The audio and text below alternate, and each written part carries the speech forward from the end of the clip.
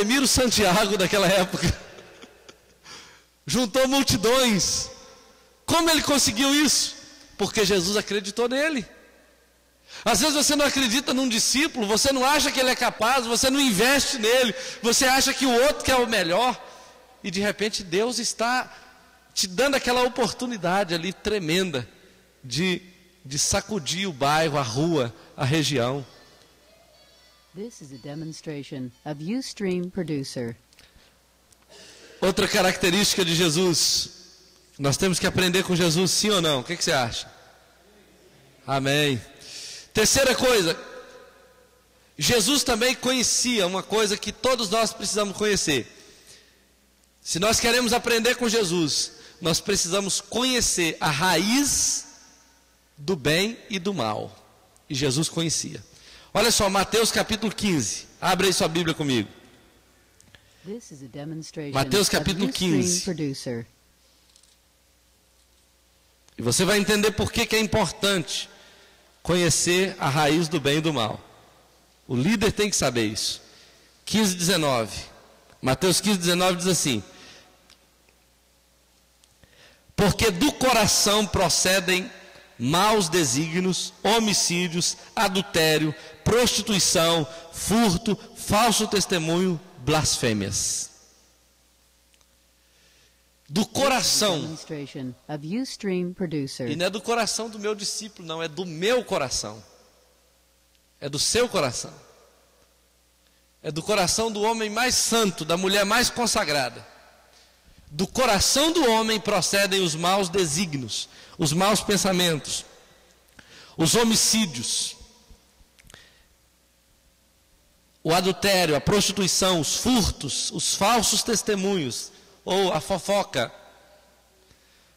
e a blasfêmia. É do coração. Tem gente que fala assim: está fora de mim isso. Não, está dentro mesmo, está no coração. Não tem gente que fala assim: não, eu fiz, mas está fora de mim. Não, está lá dentro, está dentro de você, está dentro do coração. E o líder tem que saber isso, sabe por quê? Às vezes, muitas coisas que a gente comete de erro na liderança, a gente não comete por mal. A gente não comete porque a gente está cheio de maldade querendo fazer aquilo. Mas é porque a gente descuida de uma verdade que o Senhor já falou há 2000 anos atrás. É do coração que brota a vontade de adulterar. É do coração que brota a vontade de matar. É do coração que brota a vontade de falar mal de alguém, dar falso testemunho. É do coração que brota os maus pensamentos. É do coração. Às vezes eu preciso ter essa consciência, na verdade, não às vezes, eu preciso ter essa consciência para eu ter coragem de chamar o meu discipulador e falar assim: olha, assim como você conhece o seu coração, eu conheço o meu. E hoje o meu coração está com vontade de falar mal de um fulano e tal. Eu até falei dele agora há pouco. Hoje o meu coração está querendo adulterar. Hoje o meu coração está com vontade de matar alguém. Você entende? Hoje eu estou pensando algumas coisas contra Deus. Eu preciso conhecer meu coração, e Jesus sabia disso. E aí, olha só, a boca pode até omitir, mas o coração não nega. Lá em Mateus capítulo 15, versículo 8, Jesus fala o seguinte: vós me honrais com os lábios, mas o seu coração está longe de mim. Às vezes a boca fala: Senhor, eu te amo. Né? Não pode contar comigo. Não falei. E na verdade o coração não nega. Porque é do coração que brota tudo. É do coração que brota. E aí, como líder, eu preciso saber disso.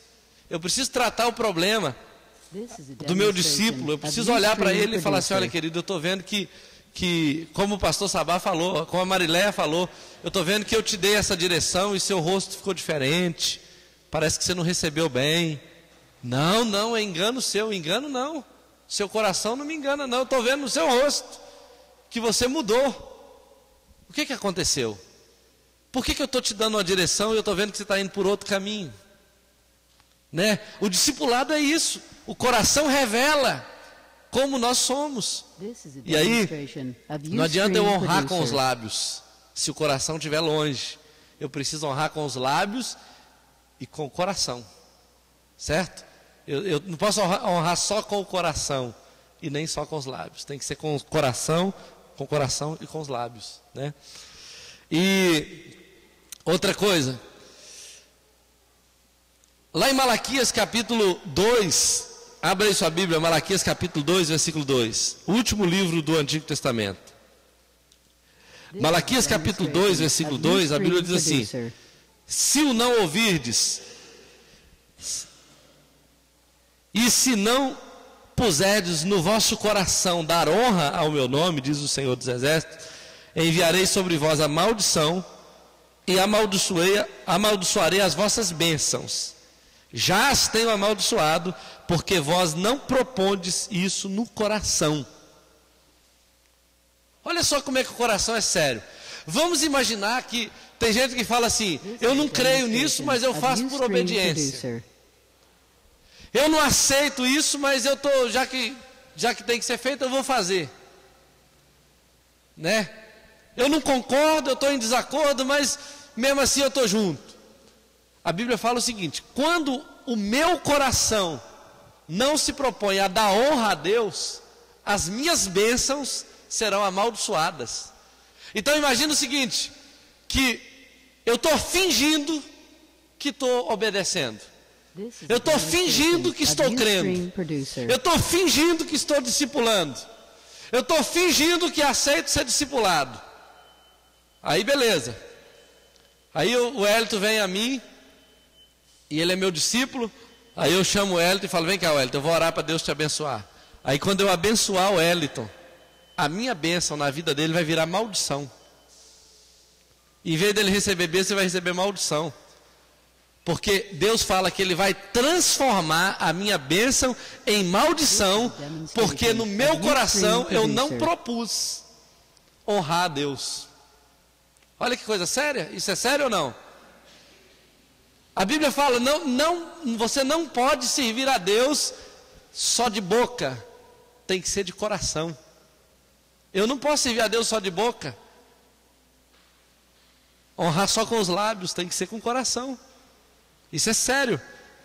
E aí, o grande segredo de Jesus, para quem deseja vencer o mal pela raiz, está lá em Mateus 22, versículo 37. Abra comigo aí, Mateus 22. Todo mundo conhece esse texto.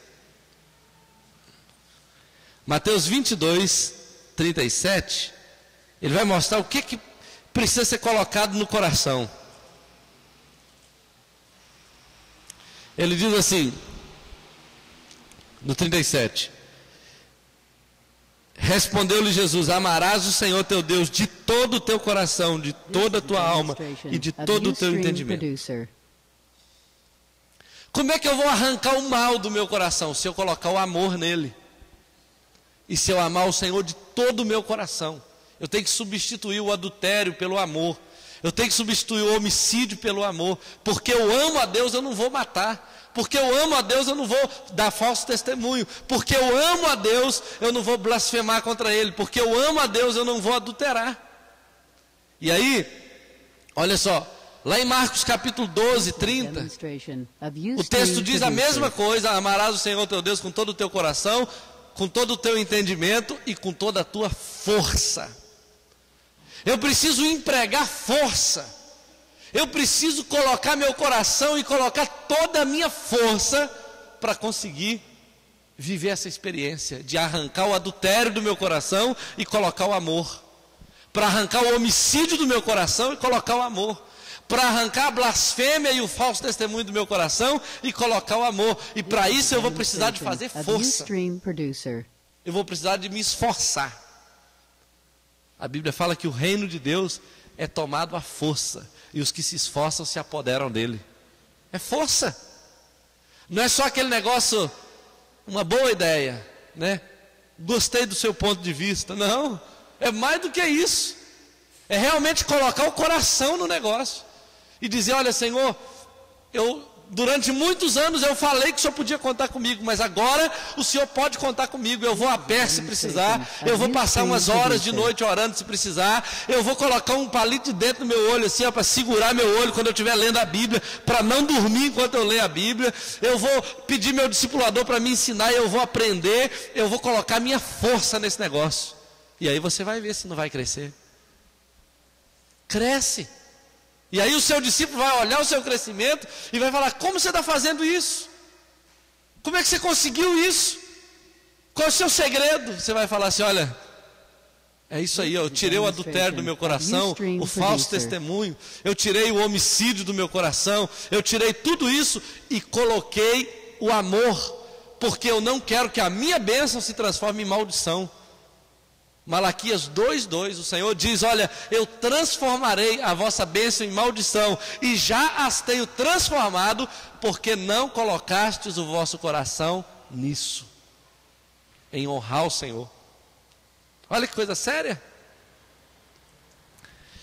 Eu preciso substituir o ódio pelo amor, o adultério pelo amor. E aí eu vou realmente experimentar essa mudança. Há uma promessa em Ezequiel capítulo 36, versículo 26. Quando o Senhor diz: dar-vos-ei um novo coração. Olha só, Ezequiel, olha esse texto. Eu gosto muito desse texto, pela maneira como ele é apresentado, porque tem coisa que só Deus pode fazer por nós.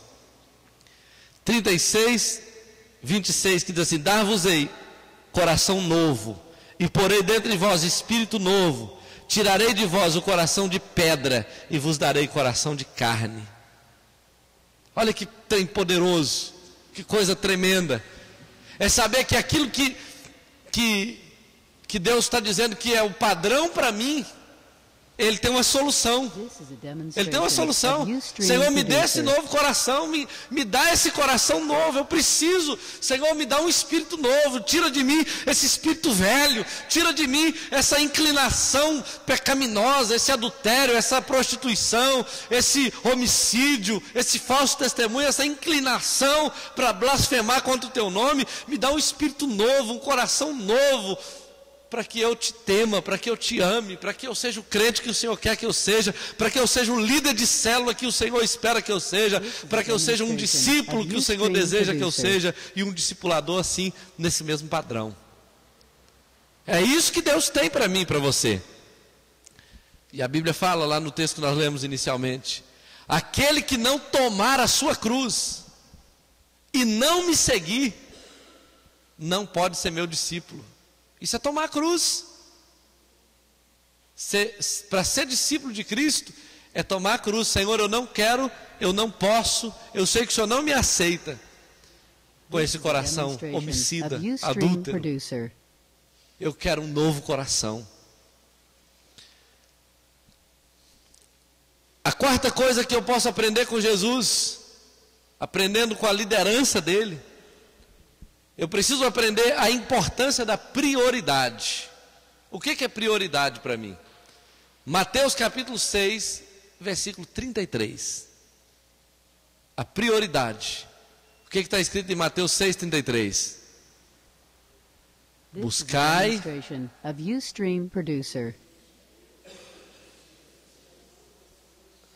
Dá até para cantar, né? Buscai primeiro o rei.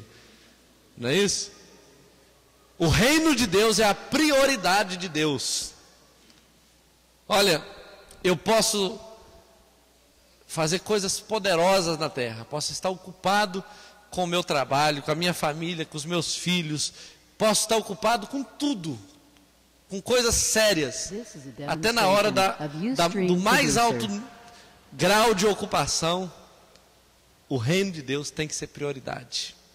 Vamos imaginar que você está muito ocupado e precisa muito que você esteja super concentrado ali. Aí de repente surge uma situação em que você tem que fazer alguma coisa desonesta, porque é o seu trabalho. O reino de Deus tem que vir em primeiro lugar. Tem que vir. Ah, mas no meu trabalho não dá para o reino de Deus ser em primeiro lugar. Então ele não é em primeiro lugar na sua vida. Vamos imaginar que naquele momento você precisa mentir. O reino de Deus tem que vir em primeiro lugar. E você vai falar, olha, infelizmente não vai dar para mentir não. Tem jeito. Ah, mas é o seu trabalho. Não, nesse caso eu fico com o reino de Deus. Ele vem em primeiro lugar, né? Vamos imaginar que não tem outro jeito.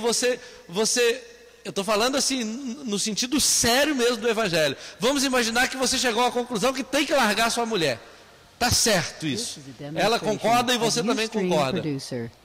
Mas o reino de Deus tem que vir em primeiro lugar. É melhor você não largar ela não. É melhor você se converter ao coração dela e ela se converter ao seu. É melhor. É melhor. Você pode até largar e dar tudo certo no final, todos viverem felizes para sempre, mas o reino de Deus, para quem quer realmente obedecer a Deus, tem que vir em primeiro lugar. É o reino de Deus. Vamos imaginar que você acha que não precisa levar tão a sério algum princípio, e seu filho cometeu alguma coisa errada, e você o ama tanto que você vai relevar aquilo. Olha, o reino de Deus tem que vir em primeiro lugar. Você tem que corrigir seu filho da maneira bíblica. Tem que corrigir. Pode ser daqui a pouco, mas tem que corrigir. Tem que pedir perdão, tem que perdoar. O reino de Deus tem que vir em primeiro lugar. Não é só aquele negócio, eu não consigo parar no meio do meu trabalho para vir cá atender a necessidade da igreja. Isso não é o reino de Deus, querido. Isso é a necessidade da igreja. O reino de Deus está lá na sua empresa. Ele está lá onde você trabalha, lá no seu trabalho, lá na sua escola. Ele está dentro da sua casa, em todos os lugares. O reino de Deus é em primeiro lugar. Então, por exemplo, vamos ver a importância da prioridade. Abra comigo João capítulo 14. Olha bem, o líder precisa saber disso. João 14, versículo 21, que diz assim: aquele que tem os meus mandamentos e os guarda, esse é o que me ama. E aquele que me ama será amado de meu Pai, e eu também o amarei e me manifestarei a ele. Agora olha o 23. Versículo 23. Respondeu-lhe Jesus, se alguém me ama, guardará a minha palavra, e meu Pai o amará, e viveremos para ele, e faremos nele morada. Vamos ler esse texto de novo. Olha só o 21. Aquele que tem os meus mandamentos e os guarda, esse é o que me ama. Então quem é que ama? A Jesus? Aquele que tem os mandamentos e os guarda. E aquele que me ama, que é esse que nós acabamos de ver, será amado por meu Pai, e eu também o amarei e me manifestarei a ele. Pastor, qual é o segredo para eu ter uma experiência profunda com Jesus? Quer uma melhor do que essa aqui? É guardar os mandamentos dele. Porque aí você está dizendo, eu te amo, Jesus. Aí, se você está dizendo que te ama, o Pai o amará. E ele se manifestará a você. Agora, olha o 23. Respondeu-lhe Jesus, se alguém me ama, guardará a minha palavra. É simples assim. E o meu Pai o amará, e viveremos para ele, e faremos nele morada. Você já imaginou o que é Deus viver para você? Já imaginou o que é Deus vivendo no seu lugar? Gastando o tempo dele com você, cuidando de cada detalhe da sua vida, olhando para os seus filhos, para a sua casa, para a sua família, para tudo, cuidando de você. Você já imaginou o que é isso? É muito difícil obedecer a Deus. Eu acho que em vez de falar que é muito difícil obedecer a Deus, é muito bom saber que Deus vive para mim, que Deus me ama, que Deus está morando em mim e que Deus está cuidando de cada detalhe da minha vida. Isso é poderoso. Então, por isso que a prioridade do reino de Deus é necessária para aquele que quer obedecer, para aquele que quer ser realmente um modelo como Jesus foi. Dentro disso ainda, Jesus, ele deu essa palavra dura, dizendo que aquele que guarda os seus mandamentos, aquele que guarda a sua palavra, esse é o que o ama. Mas ele também foi modelo nisso. A Bíblia diz que ele obedeceu ao mandamento do Pai de dar a própria vida. O Pai mandou ele dar a vida e ele deu. Ele era o modelo. Lá em João 10, 18, ele fala que ele estava dando a vida dele em obediência ao Pai. Agora, além disso, lá em João 18, 37, ele fala assim: para isso eu vim ao mundo. Eu vim ao mundo para dar a minha vida. Outra coisa, lá em Lucas 13, 25 a 37, ele fala que nem todo que me diz Senhor, nem todo que diz Senhor, Senhor, entrará no meu reino, mas aquele que faz a vontade do meu Pai. Jesus estava dizendo isso porque ele fazia a vontade do Pai. Durante a nossa vida, queridos, a gente tem desculpas, a gente tem motivos para não colocar o reino de Deus em prioridade, a gente coloca os sentimentos da gente em prioridade, a gente coloca os traumas, os problemas, os argumentos da gente como prioridade para justificar a nossa inconstância, para justificar a nossa preguiça, para justificar talvez muitas vezes a nossa irresponsabilidade. Mas Jesus, Ele é um modelo para nós. E se eu quero que os meus discípulos sigam a Jesus no padrão da Bíblia, eu preciso lembrar disso e andar como Jesus andou, dentro da minha medida. Além disso, lá em 2 Timóteo capítulo 2, versículo 26, tem um texto muito, muito, muito poderoso, e eu queria ler com você. 2 Timóteo, eu quero que você olhe para esse princípio tremendo que o Senhor permitiu que ficasse registrado aqui. 2 Timóteo 2, 26 diz assim: mas também o retorno à insensatez, livrando-se eles dos laços do diabo, tendo sido feitos cativos por ele para cumprirem a sua vontade. Só existe uma maneira de cumprir a vontade de Deus: se você conseguir se desprender dos laços do diabo. Os laços do diabo, eles surgem de tantas maneiras para te levar para justificativas de que não dá para liderar, não dá para cuidar, não dá para ganhar, não dá para andar em santidade, não é possível crescer, não estou conseguindo entender. São vários laços do diabo que diz: olha, eu não consigo, minha família, ninguém tem essa condição. E são vários argumentos que o diabo vem. Então, para cumprir a vontade de Deus, é necessário se desprender dos laços do diabo. É necessário. Se tem algum laço do diabo te prendendo, você tem que se desprender deles. Tem que se desprender deles. E aí, é a vontade de Deus que deve nos dirigir. E é por isso que Jesus falou assim: aquele que quer me seguir, se alguém quer vir após mim, negue-se a si mesmo, tome a sua cruz e siga-me. Esse é o desafio. Andar com Jesus é assim. Ser um líder de célula é assim. Ser um discipulador é assim. É claro que existem benefícios tremendos e poderosos, mas eu não posso esperar que Deus se manifeste a mim. Eu não posso esperar se eu não me entregar desse jeito. O pastor Abe conta que ele foi na Coreia, foi na China, e quando ele estava lá na Coreia e na China, ele viu vários testemunhos de pessoas que viram Jesus numa reunião de célula. Eles viram Jesus. Jesus se manifestou. E aí, irmãzinhas, irmãozinhos, líderes, pessoas que oram muito, e de repente estava lá e Jesus aparece na célula deles. E aí, ele viu isso na Coreia, viu isso na China. É um povo muito sofrido, é um povo que paga um preço muito alto para andar com Deus. Na África tem alguns povos que testemunham ter visto Jesus, ou anjos, coisas assim. E aí o pastor Abe veio para o Brasil e falou: Deus, eu queria que Jesus aparecesse na minha célula também, ué. Por que é só os chineses que tem isso? E ele foi buscar Deus em oração, e ele foi clamando a Deus. Mas por que isso está aparecendo só na China, não aparece aqui no Brasil?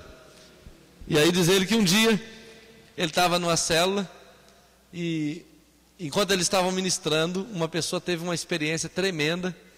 Eu não lembro dos detalhes, mas terminou a célula. Essa pessoa disse que viu Jesus na célula. E aí ele não ficou muito convencido disso não, porque ele nem tinha contado isso na célula.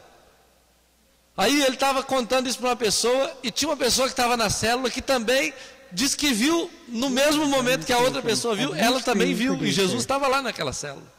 Então olha só, o que Jesus falou? Se alguém guarda a minha palavra, o meu Pai o amará, e eu me manifestarei a ele.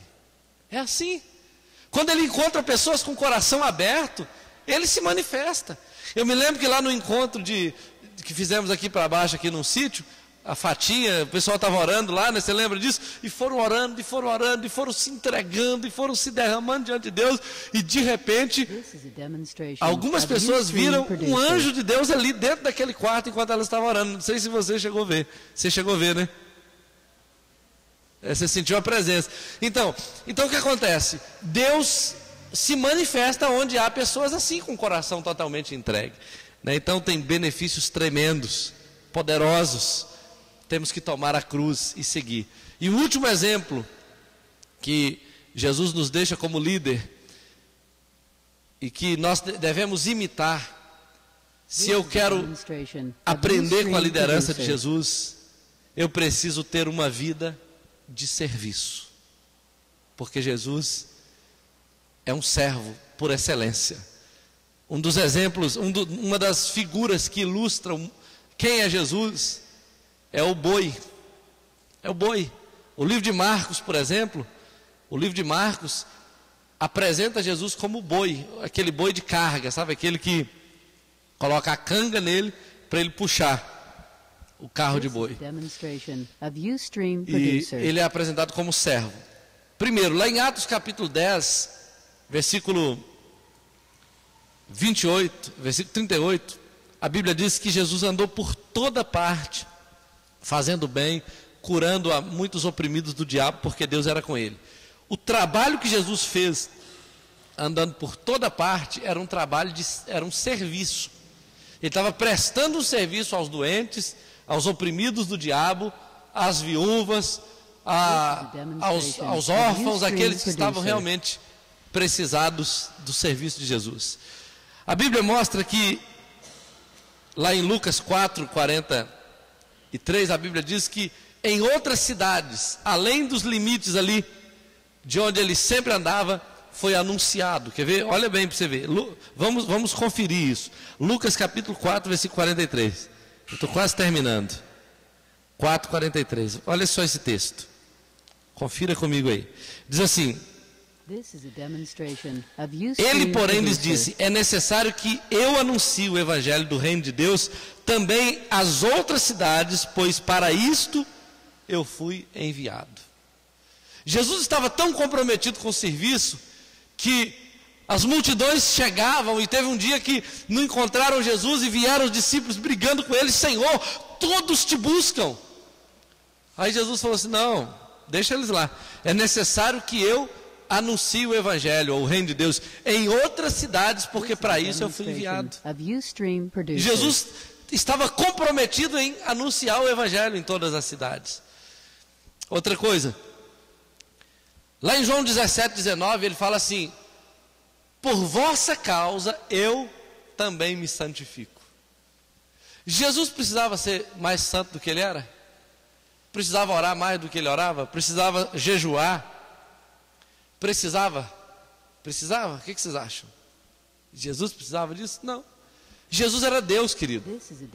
Se Jesus não orasse nem um minuto, ele não precisava. Ele era Deus. Ele ia orar a ele mesmo. A grande questão é o seguinte: ele não veio como Deus, ele veio como homem. E como homem, ele mostrou para todos nós que um homem consegue, através da intimidade, da comunhão com Deus, ser tão extraordinário como ele foi, se ele se entregar. E aí Jesus disse assim: por causa de você eu me santifico. Então olha a preocupação de Jesus como modelo, como líder, como modelo de liderança, em relação aos discípulos dele. Ele disse: olha, eu não oro não é por mim não, eu oro é por causa de você. Eu jejuo não é por mim não, é por causa de você. Eu afasto do pecado, das tentações, das investidas do diabo, não é por mim, é por causa de vocês. Então o discipulador tem que estar preocupado com o discípulo dele. Olha, eu estou aprendendo aqui, não é por causa de mim não, é por causa do meu discípulo. Eu estou lendo esse livro aqui por causa do meu discípulo. Eu estou passando essas horas aqui em oração por causa dos meus discípulos. Eu estou no Tadel aqui por causa do meu discípulo. Entende? Eu estou no relógio de oração por causa do meu discípulo. É por causa dele. É isso que a gente precisa entender como igreja. Se eu me santificar por causa do meu discípulo, o meu discípulo vai se santificar por causa do discípulo dele. E aí nós vamos ter um corpo santo, né? Uma igreja santa. Jesus perdoou lá em Lucas 23, 34, ele praticou perdão. E isso foi um serviço que ele prestou para aquele que estava precisando do seu perdão, que foi, quer ver? Olha aqui comigo. Nós já estamos em Lucas mesmo, rapidinho. Lucas 23. Eu só quero ler o versículo. 23, 34. Que diz assim: contudo, Jesus dizia: Pai, perdoa-lhes porque não sabem o que fazem. Então, repartindo as vestes dele, lançaram sortes. Jesus estava sendo humilhado, apanhou, estava nu, praticamente nu, pelado, machucado, sentindo dores terríveis, faminto, com sede, com aquele sofrimento na cruz. Mas quando ele abriu a boca, ele perdoou. Isso é um modelo de liderança. Você tem perdoado seu discípulo? Tem perdoado seu discipulador? Tem perdoado seu pastor, seu líder? Tem perdoado aquele que tem falhado com você? É papel do discipulador. É papel daquele que quer crescer no reino de Deus, daquele que quer imitar o modelo de liderança de Jesus. Mas além de tudo, lá em João 19, 30, a Bíblia diz que ele morreu. Ele morreu. E sabe, o líder que vai ganhar multidões é aquele líder que morre. É aquele líder que abre mão de algumas coisas. É aquele líder que entrega a sua vida. É aquele líder que fala: olha, eu coloquei meu coração nesse negócio. Eu não abro mão mais. Eu vou mergulhar até a cabeça. Eu entreguei a minha vida para cumprir a vontade de Deus. E aí, o que acontece? Você vai ter o seu ministério crescendo, você vai ter os seus discípulos crescendo, e você terá também a bênção de Deus na sua vida de forma geral, porque a Bíblia diz que Deus viverá por aqueles que por Ele vivem. Deus viverá por aqueles que por Ele vivem. Isso é muito poderoso. E aí, o serviço de Jesus incluiu multiplicar pães. Ele multiplicou o pão do faminto. O papel do líder é esse também. Às vezes você está vendo uma pessoa faminta lá, multiplica os pães. Junta um aqui, junta outro aqui, junta outro aqui, multiplica o pão dele. Alimente-o fisicamente, espiritualmente. Jesus curou. Quando ele encontrava um doente, ele ministrava e havia cura. Jesus libertou as vidas. E ele tinha autoridade para isso. Mas Jesus é Jesus e você é você. Deus vai te dar autoridade se você se santificar pelos seus discípulos. E vai chegar uma hora que você vai orar pelo enfermo, ele vai ser curado. Vai orar pelo endemoniado, ele será liberto. E você vai ver aquela vida que chegou tão carregada, tão oprimida, sendo transformada numa nova vida, da água para o vinho. É isso que você verá na sua liderança, na sua célula. Esse é o modelo de liderança de Jesus. Aquele que quiser a vida eterna, ir até o fim, terá que tomar a cruz e seguir Jesus. Esse é um modelo de liderança. É um modelo que Jesus está desafiando cada um de nós a viver. E lá em Marcos capítulo 8, 34, o texto que nós lemos no início, Jesus deixa isso bem claro. Se alguém quer vir após mim, negue-se a si mesmo. Pastor, eu não quero. Eu entendi que eu não quero. Esse negócio não é para mim. Eu vou cuidar de mim. Eu vou investir na minha vida, nos meus sonhos, nos meus projetos. Eu vou gastar o tempo da melhor maneira possível, que eu acho que é a melhor maneira possível. Tudo bem. Marcos capítulo 8, 38. Aquele que amar a sua vida, perdê-la-á. Você não vai morrer hoje não, e nem amanhã talvez, e nem depois da manhã, talvez nem daqui a 10 anos, 20, 30, mas quando chegar no final da história, você verá que perdeu a sua vida naquilo que é nada. Você poderia ter usado sua vida para fazer discípulos, usado sua vida para transformar vidas, poderia ter usado sua vida para reproduzir o modelo que Jesus deixou para nós, mas você amou a sua vida e ela passou. Passou. Não tem mais nada que possa ser feito. Antes de eu decidir ser pastor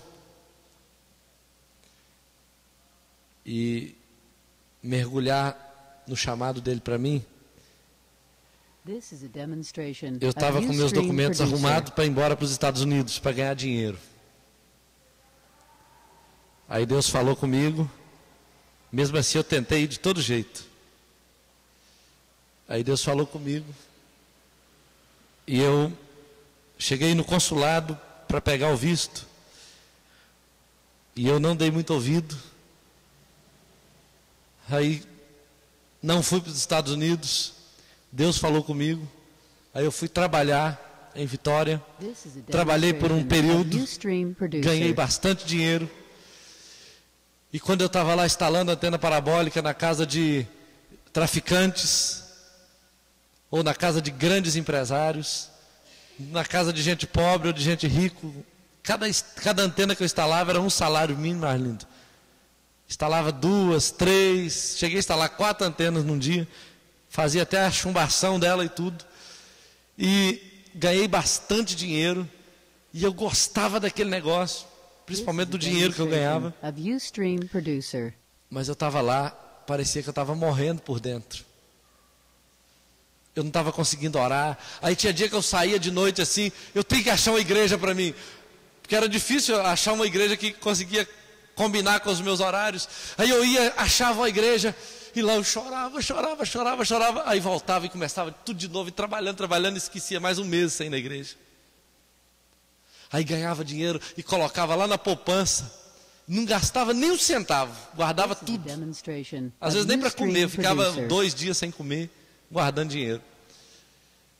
Mas aí aquela tristeza no meu coração, sabe? Às vezes eu estava tão faminto de Deus, tão carente de Deus, que às vezes uma frasezinha assim num pedaço de jornal, alguma coisa que falava de Deus, eu já começava a chorar só de ler. Aí eu ficava imaginando um monte de coisa, vinha aquelas palavras que eu tinha ouvido quando eu era criança. Aí de repente eu encontrava com alguém, por acaso eu abria minha boca e falava um pouquinho de Jesus para esse alguém, eu mudava, meu dia era outro. Eu senti uma alegria tão grande, e eu comecei a perceber que eu era muito mais feliz quando eu falava de Jesus para alguém, ou quando eu falava de Jesus, do que quando eu ganhava um salário mínimo, quando eu terminava de instalar uma antena parabólica. Eu era mais feliz, eu me sentia melhor. E aí, eu falei com Deus um dia, aí depois eu voltei, fui morar na roça, fui trabalhar na lavoura, e um dia eu estava lá de joelho, debaixo de um pé de café, e eu me lembro claramente nesse dia, eu falei: Deus, se o Senhor realmente me chamar, se o Senhor realmente me aceitar, se o Senhor me quiser na tua obra, eu vou gastar a minha vida toda com esse negócio. Eu trabalho, eu faço qualquer coisa, mas eu gasto a minha vida toda, vou até o fim, se o Senhor me der a oportunidade de ser um servo teu. E eu lembro que a primeira oportunidade que Deus me deu foi lá naquela roça mesmo, foi lá dentro daquela roça. Eu comecei a olhar assim de um lado, de outro, e eu vi aquele monte de gente apanhando café na nossa lavoura. Era muitos, uns 30 mais ou menos. E eu comecei a olhar para eles e falei: gente, se tivesse uma igreja, se tivesse como levar esse pessoal para a igreja. E aí Deus começou a falar comigo: faz uma lá na sua casa. Eu falei: mas eu, Senhor? E Deus falou: mas você não me pediu? E eu: como é que eu faço isso, Senhor? Eu nunca tinha ouvido falar em células. Aí eu tinha um rádio, eu escutava a pregação pelo rádio, só tinha uma pregação por dia no rádio, que era de manhã cedinho. Aí eu ligava o rádio, anotava a pregação do pastor lá de Mantena e guardava aquela pregação do meu jeito. Tinha um violão. Aí eu ia lá no pé de café onde estava cada um daqueles apanhadores de café e falava assim: olha, hoje à noite vai ter uma reunião lá na minha casa. Era uma vez por semana. E eu queria convidar todos vocês. Aí, todos eles começaram a frequentar a minha casa. A minha primeira célula teve 30 pessoas. Todos eles. E aí eles chegaram, eu não sabia como começar. E eu peguei o violão. E aí nós cantamos. Aí eu peguei a palavra e preguei. Numa simplicidade que você não consegue imaginar. Eu tremia para falar. E curiosamente as pessoas choravam. Algumas choravam. E depois elas iam falar comigo: que dia que vai ter outra? Aí eu motivava de novo o pessoal, chamava. Na outra semana estava todo mundo ali. Só que alguns traziam alguns colegas lá da casa deles, vizinho, parente. Aí um veio para mim e falou assim: pastor, tem um moço lá no sítio tal, que está doente, está de cama, tem mais de 5 anos. Eu já contei isso aqui no passado, né? Todo mundo já sabe dessa história. E ele foi atropelado por um caminhão, bateu de moto em frente do caminhão, o fêmur dele está todo moído, e ele não pode andar mais, mas não quer amputar a perna e tal, e ele é crente, você podia ir lá orar por ele, quem sabe Deus pode te usar, e eu não sabia que Deus poderia me usar, e eu fui lá falar com ele, de Jesus, e ele falou assim: meu filho, eu conheço, eu leio a Bíblia todo dia, e eu sei que Jesus pode curar, mas ele não quer me curar, já tem 5 anos que eu estou aqui de cama. Todos os pastores que eu conheço já passaram aqui, já oraram por mim, e eu sei que ele não vai me curar, e eu não quero amputar minha perna. Eu falei: Senhor, mas se o Senhor acreditar, Deus pode te curar, deixa eu orar para o Senhor. Aí ele falou: então ora. E eu orei por ele. 3 meses depois, esse homem foi curado. O osso da perna dele cresceu, o fêmur cresceu. Os médicos falaram: isso é impossível para um homem de mais de 40 anos, isso é impossível, mas o osso dele cresceu, ele foi curado. Depois que ele foi curado, o prefeito, que era o dono do caminhão que o atropelou, indenizou esse homem com uma casa muito grande, lá em Mantenópolis. E aí, ele ficou tão grato a Deus que ele pegou a metade do lote e doou para a igreja. A igreja construiu um templo, consagrou ele a pastor, e ele é pastor dessa igreja lá hoje. Fruto do meu primeiro ministério, da minha célula lá na roça. Deus pode te usar, querido. Deus pode te usar. O modelo você já tem, é Jesus. Ele quer te usar e vai te usar poderosamente. Vale a pena servir a Deus. Muitas daquelas pessoas que estavam lá conheceram o amor de Deus, porque um garoto no meio do mato se dispôs a reproduzir esse modelo de Jesus. E eu quero orar com você nessa noite. Fique de pé. Fique de pé e vamos orar ao Senhor. Decida honrar o Senhor não apenas com seus lábios. Decida honrar o Senhor com o seu coração também.